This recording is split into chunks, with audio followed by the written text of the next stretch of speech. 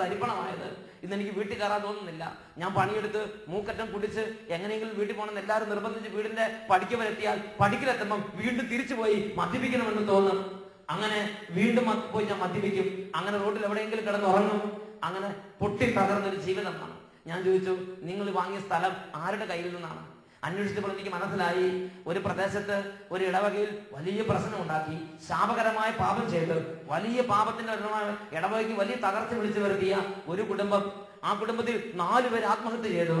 അങ്ങനെ ശാപം പേറുന്ന, ശാപകരമായ പാപം ചെയ്ത് ശാപം പേറുന്ന ഒരു കുടുംബത്തിന്റെ 4 ഏക്കർ സ്ഥലത്തിൽ നിന്നാണ് ഈ മനുഷ്യൻ 10 സെന്റ് സ്ഥലം വാങ്ങിച്ചത്. ആ കുടുംബം ഇന്ന് ക്ഷയിച്ച് എല്ലാം വിറ്റ് തൊലഞ്ഞ് നാമാവശേഷമായിക്കൊണ്ടിരിക്കുകയാണ്.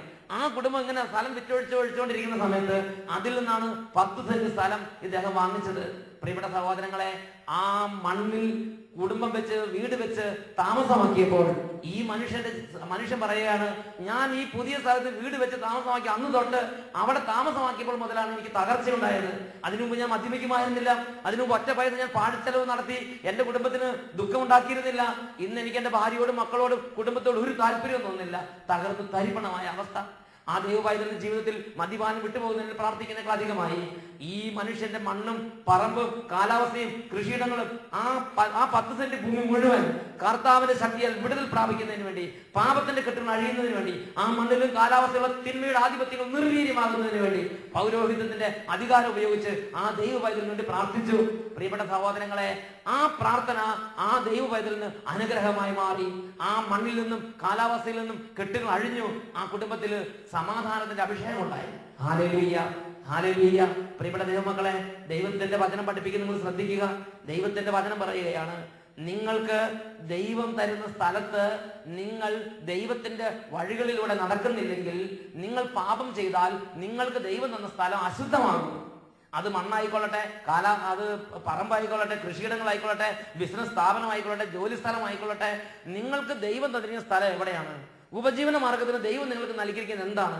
അവിടെ വെച്ച് നിങ്ങൾ പാപം ചെയ്താൽ, നിങ്ങൾ അവിടെ വെച്ച് പാപം ചെയ്താൽ നിങ്ങളുടെ പാപനിമിത്തം ആ ഫാക്ടറി, ആ തൊഴിൽ സ്ഥാപനം, ആ ബിസിനസ് സ്ഥാപനം, ആ മേഖല, ആ വീട്, ആ പറമ്പ് ശാപഗ്രസ്തമായി മാറും. അത് അശുദ്ധമായി തീരും. അങ്ങനെ നിങ്ങൾ പാപം ചെയ്ത് ആ മണ്ണ് അശുദ്ധമായാൽ, നിങ്ങൾ പാപം ചെയ്ത് ആ ഫാക്ടറി അശുദ്ധമായാൽ, നിങ്ങൾ പാപം ചെയ്ത് ആ സ്ഥലം അശുദ്ധമായാൽ, നിങ്ങൾ പാപം ചെയ്ത് നിങ്ങൾ എവിടെ ഇരിക്കണോ ആ സ്ഥാനത്ത് നിങ്ങൾ അശുദ്ധമാക്കിയാൽ, ദൈവത്തിന്റെ വചനം പഠിപ്പിക്കുകയാണ്, ഇതിന് മുമ്പുണ്ടായിരുന്നവരെ പുറം തള്ളിയതുപോലെ നിങ്ങളെയും ആ സ്ഥലം, ആ ഫാക്ടറി, ആ സ്ഥാപനം, ആ ദേശം പുറം തള്ളിക്കളയുമെന്ന് ദൈവത്തിന്റെ വചനത്തിൽ ലേവ്യരുടെ പുസ്തകം 18-ാം അധ്യായത്തിൽ 28-ാം വാക്യത്തിൽ പഠിപ്പിക്കുന്നു. ലേവ്യർ 18:28. ഈ ദേശം നിങ്ങൾക്ക് മുമ്പുണ്ടായിരുന്നവരെ പുറം തള്ളിയതുപോലെ അതിനെ അശുദ്ധമാക്കുക വഴി നിങ്ങളെയും പുറം തള്ളാതിരിക്കാൻ സൂക്ഷിച്ചു കൊള്ളുകയും. ഇതിനു മുമ്പുണ്ടായിരുന്നത് പുറം തള്ളിയതുപോലെ നിങ്ങളെ പുറം തള്ളാതിരിക്കണമെങ്കിൽ നിങ്ങൾ നിങ്ങളുടെ പാപം വഴി അതിനെ അശുദ്ധമാക്കാതിരിക്കാൻ നിങ്ങൾ സൂക്ഷിക്കണം.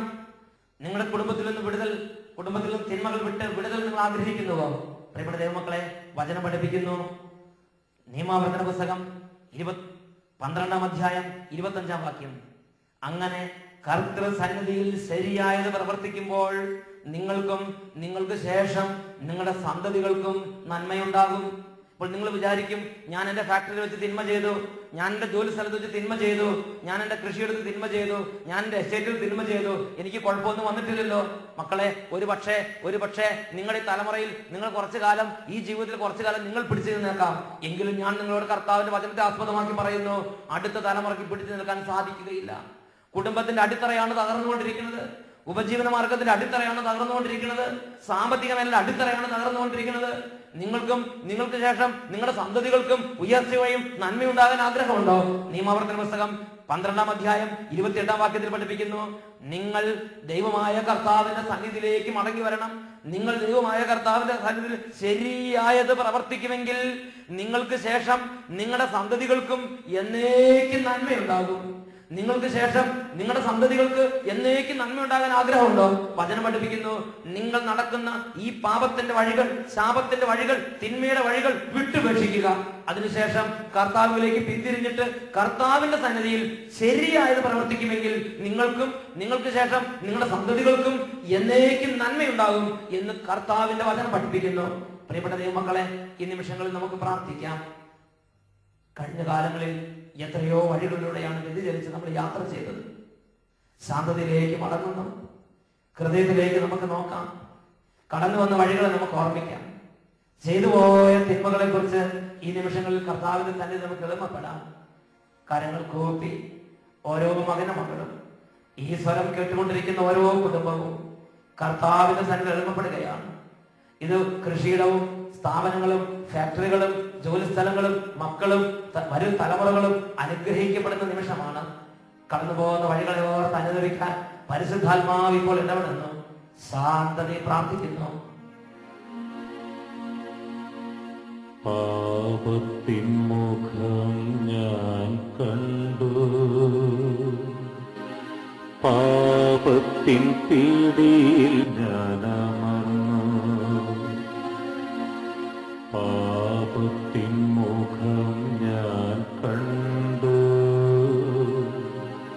പാപത്തിൻ പിടിയിൽ ഞാൻ അമർന്നു.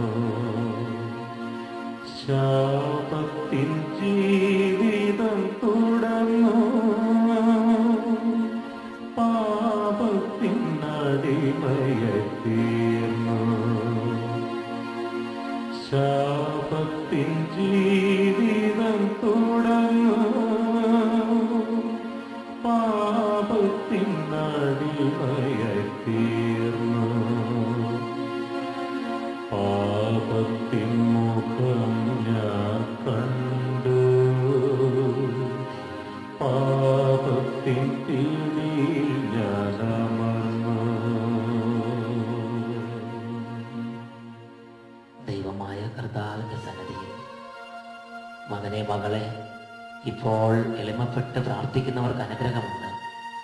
ഇതാ ദിവ്യകാരുണ്യനാഥനായ ഈശോ ഈ നിമിഷങ്ങളിൽ അവരവരായിരിക്കുന്ന സ്ഥലങ്ങളിൽ അവരവരായിരിക്കുന്ന ഇടങ്ങളിൽ വിശ്വാസത്തോടെ എളിമപ്പെട്ട് കർത്താവിനെ വിളിക്കുകയാണ്. രോഗികൾ അവരായിരിക്കുന്ന കിടക്കയിൽ തന്നെ ഇരുന്ന് കർത്താവിനെ വിളിക്കുന്നു.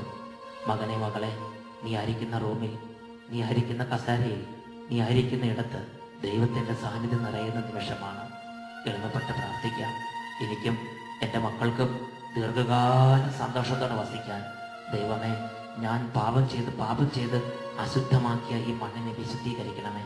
എൻ്റെ പാപത്തെ ഞാൻ ഏറ്റു പറയുകയാണ്. ഞാനൊരു പാപിയാണ് എൻ്റെ കർത്താവേ, ഞാനൊരു പാപിയാണ് കർത്താവേ.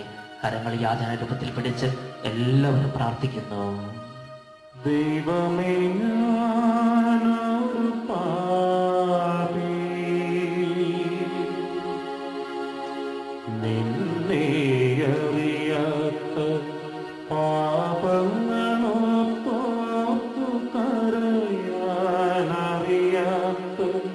പാപിയാണു ഞാൻ. ദൈവമേ, പാപിയാണു ഞാൻ. ദൈവമേ, ഞാനൊരു പാപി, നിന്നെ അറിയാത്ത പാപങ്ങളോർത്തു കരയാനറിയാത്ത പാപിയാണു ഞാൻ. ദൈവമേ,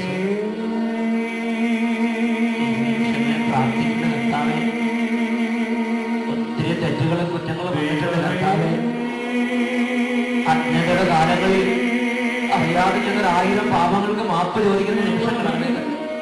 എന്റെ യേശുവേ, എനിക്ക് വേണ്ടി മണ്ണിൽ അവതരിച്ച് കുരിശിൽ മരിച്ച് ഉയർത്തെഴുന്നേറ്റ് പിതാവിന്റെ വലതുഭാഗത്ത് ഉപേക്ഷനായി ഇന്നും ദിവ്യകാര രൂപനായിരിക്കുന്ന യേശുവേ, ഞങ്ങളങ്ങി ആരാധിക്കുന്നു. Hallelujah, hallelujah, hallelujah, hallelujah, hallelujah. എല്ലാവരും പ്രാർത്ഥിക്കുന്നു. കർത്താവിന്റെ ശക്തി വ്യാപരിക്കുന്ന സമയമാണിത്. ഇപ്പോൾ ലോകത്തിൽ അത്ഭുതങ്ങൾ സംഭവിക്കാൻ തക്കവിധം കർത്താവ് ഹൃദയങ്ങളെ സ്പർശിക്കുന്നു. കഠിന ഹൃദയങ്ങളെ അവിടുന്ന് സ്പർശിക്കുന്നു. തിന്മയുടെ കെട്ടുകളിൽ കിടക്കുന്നവരെ, പിശാചിന്റെ കെട്ടുകളിൽ കിടക്കുന്നവരെ ഇപ്പോൾ ഈശോയുടെ പീഡാസനത്തിലേക്ക് കുരിശുമരണത്തിന്റെ യോഗ്യതയാൽ അവിടുന്ന് വിടുവിച്ച് അനുഗ്രഹിച്ചുകൊണ്ടിരിക്കുന്നു. പാപം ചെയ്ത് ഭൂതലത്തെ അശുദ്ധമാക്കിയ പാപത്തിന്റെ ഭാരത്തിൽ നിന്ന് ഈ രാത്രി കർത്താവ് കഴുകുകയാണ്, എളിമ നൽകുകയാണ്, അനുതാപം നൽകുകയാണ്, ഒരു തിരിച്ചു വരവിനുള്ള പ്രേരണ നൽകി അനുഗ്രഹിക്കുകയാണ്. കുമ്പസാരം ഉപേക്ഷിച്ച്, സന്ധ്യാപ്രാർത്ഥന ഉപേക്ഷിച്ച്, ദൈവത്തോടുള്ള അടുപ്പ് ഉപേക്ഷിച്ച്, ദൈവാരാധന ഉപേക്ഷിച്ച്, കൂദാശകൾ ഉപേക്ഷിച്ച്, കൂട്ടായ്മകൾ ഉപേക്ഷിച്ച്, താന്തോന്യത്തിൽ വഷളത്വത്തിൽ നടക്കുന്ന ഓരോ മകനെയും മകളെയും ഇതാ ഈ രാത്രി കർത്താവ് തൊടുകയാണ്. എല്ലാവരും കരങ്ങൾ ഉയർത്തി യേശുവിനെ വിളിക്കുകയാണ്.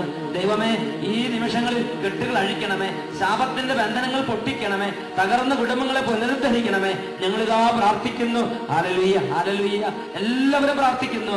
Hallelujah, hallelujah. ദൈവമേ, ഞാനൊരു പാപി, നിന്നെ അറിയാത്ത പാപങ്ങളോർത്തു കരയാനറിയാത്ത പാപിയാണു